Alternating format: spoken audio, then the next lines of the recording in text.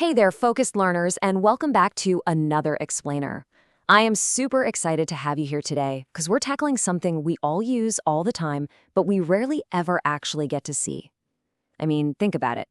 Have you ever booked a gig economy ride, sat there watching that little car icon inch its way across your screen, and just wondered, what kind of invisible forces are keeping this whole entire process secure, accurate, and fair?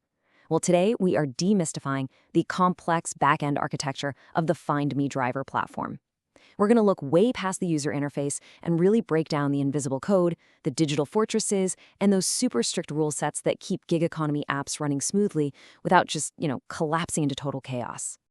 All right, so here's our blueprint for this explainer. First, we'll cover the architecture and tech stack. Then we'll move into the trip state machine. And finally, we'll wrap up with the built-in architectural safeguards. Okay, let's dive right into this with Section 1, Architecture and Tech Stack. So, at the user level, we're looking at a unified React Native and Expo client, and it's using Zooston for that really fast, snappy state management. But honestly, the real magic, that happens on the back end. We've got Node.js Firebase Cloud Functions acting as this ultimate air traffic controller. It basically sits way above the fray, acting as the single source of truth for literally everything from smart cancellations to pricing. Right below that, Cloud Firestore handles the database, and it uses some pretty complex geohashing to run spatial queries. Basically, that just means it knows exactly where drivers are in physical space. Then we have these decoupled Razorpay webhooks handling the money. By relying purely on server-side webhooks to confirm settlements, the system creates completely tamper-proof payments. And finally, for the operational staff, there's a React Invite admin dashboard. Think of this as the God mode triage center. It allows for live tracking and acts as an active SOS command post. Now, you and I both know a tech stack is only as good as its security, right? So enter the Sovereign Shield. I absolutely love this concept.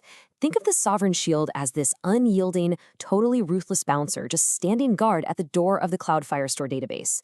It's a highly strict security rule set designed specifically to restrict cross-tenant reads. What does that mean in plain English? Well, it ensures that user A can absolutely never peek into the data, the location, or those highly sensitive handshake codes of user B. It entirely prevents any client-side tampering before a bad actor even gets a chance to try. Let's actually see how this security translates into the user experience itself. So FindMeDriver is technically just a single application, right? But it basically splits its reality based on who exactly is logging in. We've got owner navigator routing on one side and driver navigator routing on the other. It is the exact same downloaded app, but the Sovereign Shield and that React Native architecture instantly serve up two completely tailored role-based experiences. So the driver sees their available gigs and spatial mapping, while the vehicle owner gets driver tracking and payment gateways. It's literally two completely different worlds living inside one single piece of software. All right, moving right along to Section 2, the trip state machine. So every single trip on this platform has to flow in a strict chronological direction.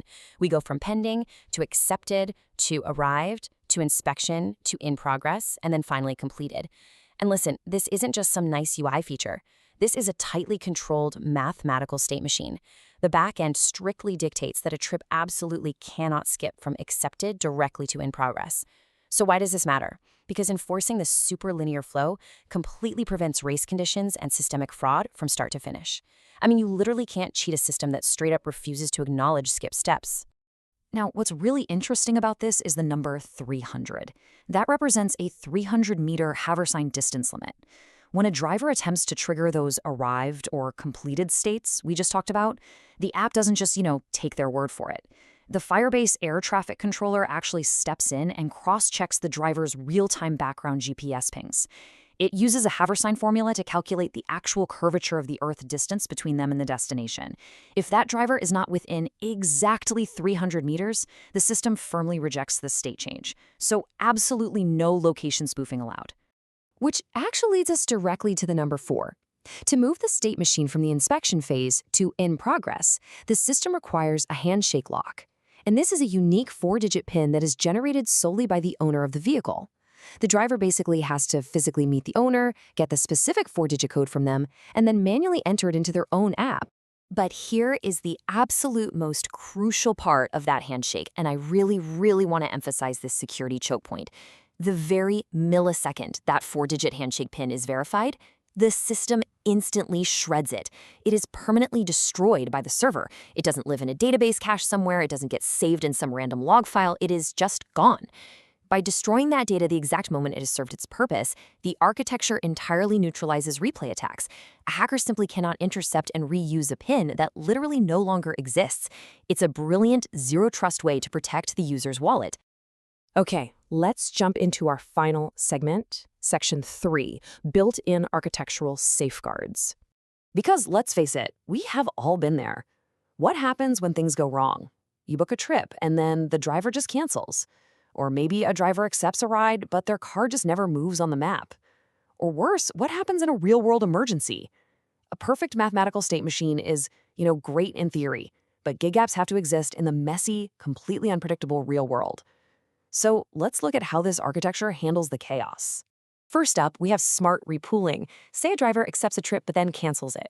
Well, the backend springs into action instantly. A cloud function automatically scrubs the original driver's data, deletes any inspection assets they might have uploaded, immediately destroys the handshake pen, and reverts the whole entire state back to pending so other drivers can accept it.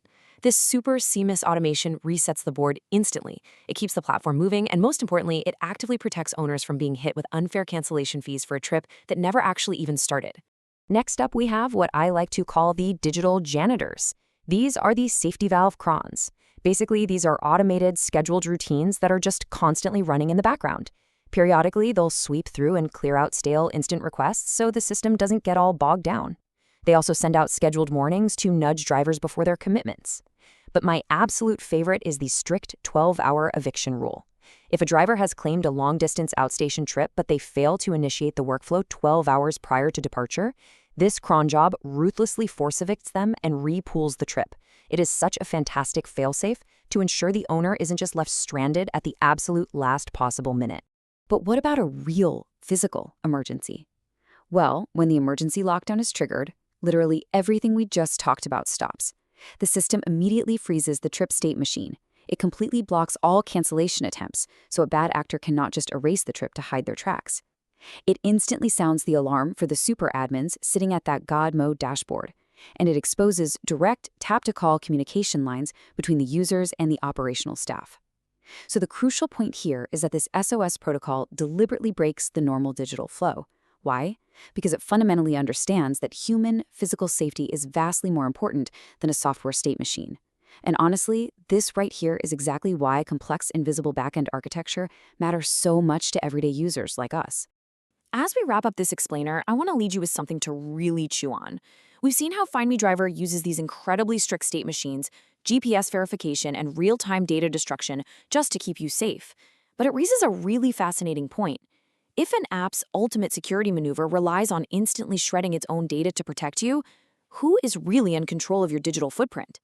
Thank you so much for joining me today, focused learners. Keep asking those big questions, keep looking behind the screen, and I will see you in the next explainer.